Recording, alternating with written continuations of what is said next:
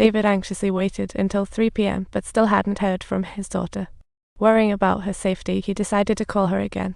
The cold, robotic voice lowered David's mood. Suddenly, he remembered his daughter's piano lesson and hastily contacted the teacher. To his surprise, the teacher said his daughter hadn't attended in 6 months. David was stunned. He was still paying for lessons. Last Friday, she told him about lessons, realizing something odd happened. His daughter might be hiding something. Feeling lost, David quickly messaged Peter, wondering if his daughter was missing as she hadn't gone to school.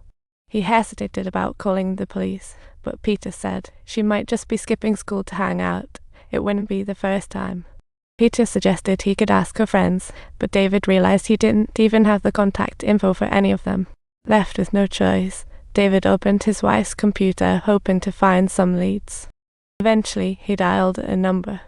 The caller said his son invited friends to film today. His daughter should be there.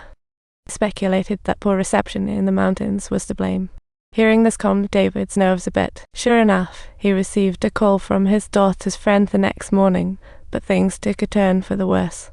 The friend confirmed he had invited Mag, but she hadn't shown up and they couldn't reach her either. Hearing this, David's heart sank as he suspected his daughter might actually be missing, so he decided to call, but now Mag had been missing for hours.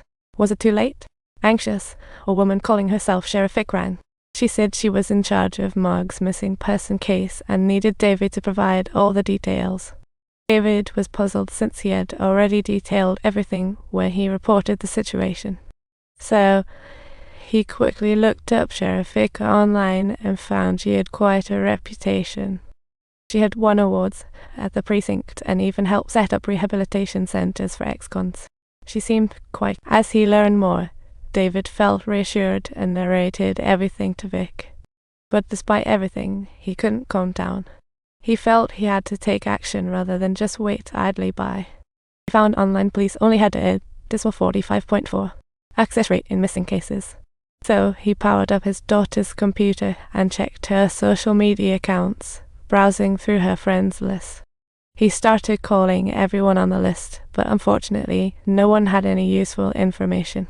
Meanwhile, Sheriff Vic arrived at his home, reminding him to inform her immediately if he learned anything.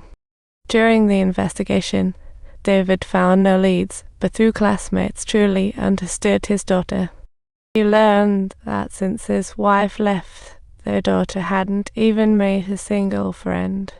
At the same time, Sheriff Vic kept updating him on the investigation, which was still at the dead end. At that moment, David recalled their last conversation, where she mentioned she'd be part of a study group that night.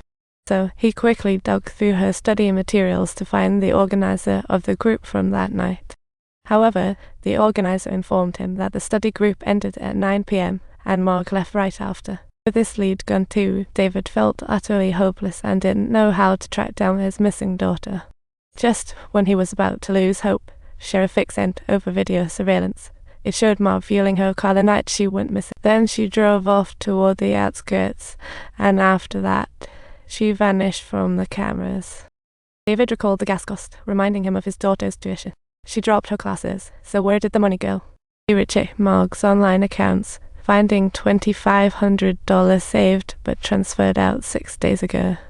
He tried to dig further, but the recipient account was already closed. Then he opened another account of hers. He found a username Drake kept showing up in the comments, and more importantly, Drake's page was filled with guns and illegal items. This guy clearly was good news. David quickly found Drake's number through the yellow pages, but he turned out to have a perfect alibi. Feeling desperate, David got another call from Sheriff Vic, saying Marg bought a fake ID illegally before disappearing. The day she withdrew all her money was clearly connected to this fake ID purchase, showing she aimed to change her identity with that cash. Sheriff Vic deduced Marg had probably just run away, but David disagreed with this theory. Exhausted, David found a live streaming site in his daughter's browsing history. It was hers.